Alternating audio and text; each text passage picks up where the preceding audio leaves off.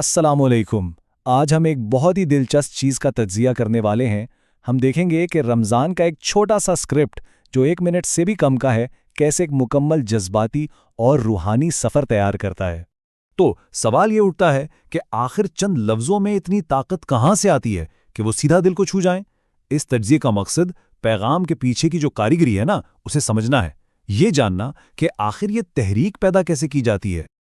اچھا، اسکرپٹ کی شروعات دیکھیں کتنی زبردست ہے۔ یہ کوئی عام سا جملہ نہیں ہے بلکہ ایک بہت ہی نرمی سے سیدھے دل کو دی گئی ایک آواز ہے۔ یہی وہ لمحہ ہے جو فوراً ایک روحانی ماحول بنا دیتا ہے۔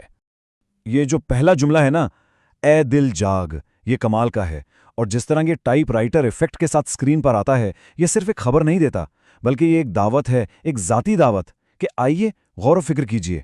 یہیں سے کہانی کا آغاز ہوتا ہے۔ پھر ذکر آتا ہے سحر کے وقت کا، اور یہ بہت اہم ہے۔ یہ ہمیں سیدھا اس لمحے میں لے جاتا ہے جو بہت خاص ہوتا ہے۔ دیکھیں، سحر کا وقت صرف دن کا ایک حصہ نہیں، یہ اپنے آپ میں ایک پوری کیفیت ہے، ایک پوری فیلنگ ہے، سکون کی، امید کی۔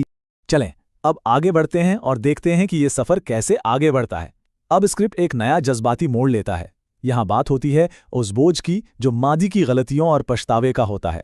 تو یہاں ایک اندرونی کشمکش دکھائی جاتی ہے۔ اور دیکھیں اسکرپٹ میں ہدایت بھی کتنی سوچ سمجھ کر دی گئی ہے، جیسے کسی جذباتی منظر پر سلو زوم ان کرنے کو کہا گیا ہے تاکہ وہ جو کیفیت ہے نا وہ دیکھنے والے کے دل میں اترے۔ اور پھر آتی ہے یہ لائن، یہ وہ لمحہ ہے جہاں سارے جذبات باہر آ جاتے ہیں۔ جب انسان اپنی ندامت کو، اپنے بوجھ کو مان لیتا ہے نا تو آنسوؤں کو راستہ مل جاتا ہے، اور یہی آنسو دل کو ہلکا کرنے کا ذریعہ بن جاتے ہیں۔ تو جہاں ایک طرف پچھتاوے کا ذکر ہے وہیں فوراً اس کا حل بھی بتا دیا جاتا ہے۔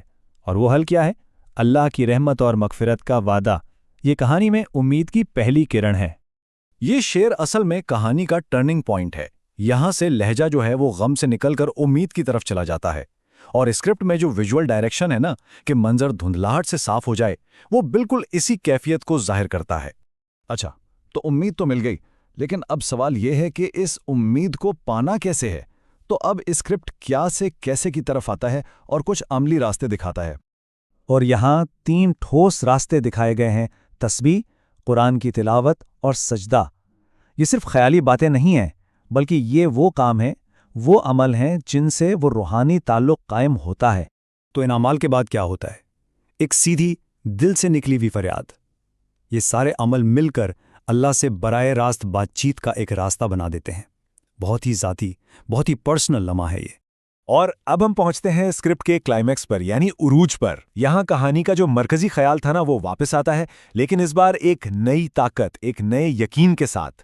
یہاں وہ جملہ دہرایا تو جاتا ہے، لیکن یہ صرف دہرانا نہیں ہے، یہ اس بات کی پکی تصدیق ہے۔ اور ویژول بھی دیکھیں، ایک خوبصورت مسجد کے اوپر یہ الفاظ چمکتے ہوئے نظر آتے ہیں، اس سے اثر دگنا ہو جاتا ہے۔ تو یہ ہے وہ لمحہ، کہانی کا جذباتی کلائمیکس، جو شروع میں پکار تھی نا، اے دل جاگ، اس کا جواب مل گیا ہے۔ اور جواب کیا ہے؟ رحمت کی بارش۔ یہاں آ کر یہ سفر مکمل ہوتا ہے۔ چلیں جی، اب آتے ہیں اسکرپٹ کے بالکل آخر میں، جہاں یہ پورا جذباتی سفر ایک بہت ہی سادہ لیکن بہت گہری اور اجتماعی دعا پر ختم ہوتا ہے۔ اور یہ آخری دعا، یہ اس پورے سفر کا نچوڑ ہے، پچھتاوے سے شروع ہو کر امید تک پہنچنے کا۔